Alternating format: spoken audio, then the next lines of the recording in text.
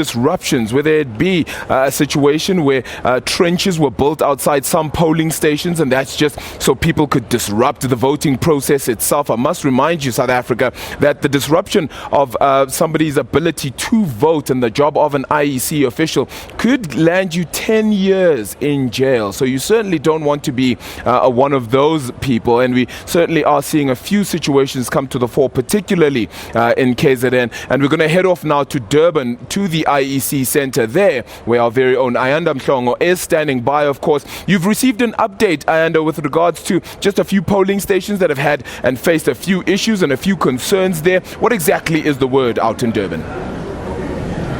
Yeah, good afternoon to you, Arabile, and good afternoon to our viewers at home. Another good picture for the province of KwaZulu-Natal this morning, waking up to a number of service delivery protests across the province, the majority here in the city of Durban, resulting in the delay in many, as over 100 voting stations this morning were unable to open on time due to service delivery protests. The protests, we understand from law enforcement agencies, starting way into the night last night, and the method that most of these angry communities used was they dug trenches, preventing IEC staff from being able to access those voting stations. But the latest from the security agencies as well as the IEC is that around midday they had been able to normalize the situation, and currently there are only 4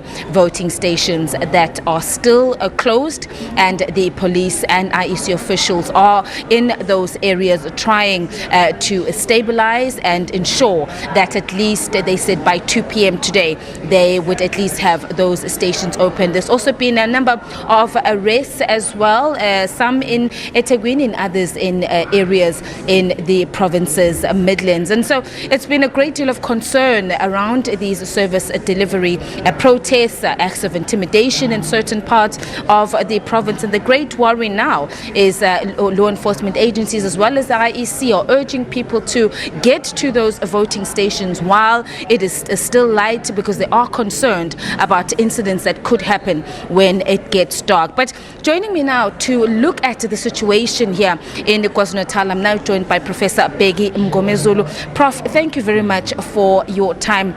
I suppose the big concern is the IEC and the law enforcement agencies, as of yesterday, said they anticipated that there could be some problems. KwaZulu-Natal traditionally, as we know, has always had, unfortunately, incidents of violence leading up to the elections. Today, an unprecedented number of service delivery protests.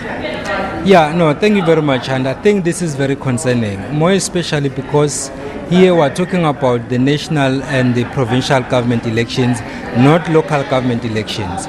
So I think that as much as our people are complaining about genuine issues, but I think that their anger is misplaced, because under normal circumstances you would have expected them to complain about these issues during local government elections.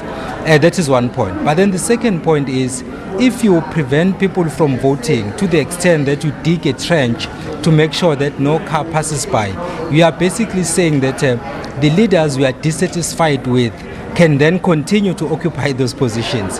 Because even if we're talking about local government elections, the same argument would still stand, that you cannot stop people from having an election, or in fact for electing new officers into place if you are not happy with the current ones. So basically, I don't think that the anger is directed to the right people. At the moment, I'm particularly concerned because we want to have change, as we normally say, but then change cannot just happen automatically. It can only happen through a ballot. So if you prevent people from voting, you are basically saying you are happy with the current status quo.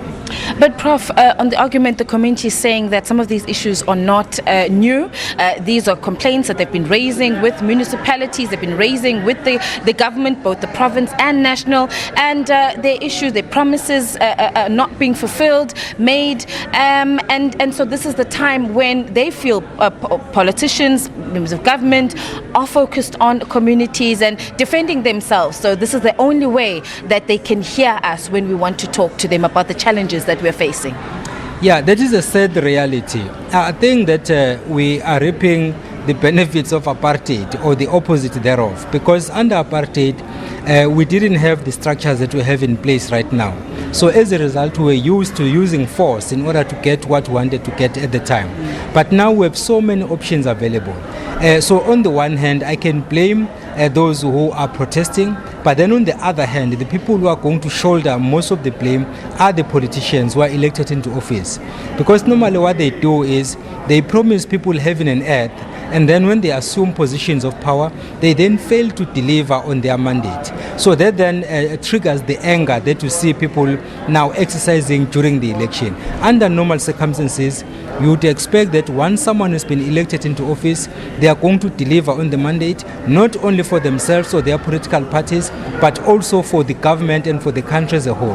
Because you canvass using a party ticket, but the moment you are elected into an office, we are supposed to serve the nation. So I think that our politicians have also failed the nation, which is then the reason why we have this protest. But as I say, you cannot ban one building because you need another, because then that will definitely repeat the process all over again, and there will be no progress in the country.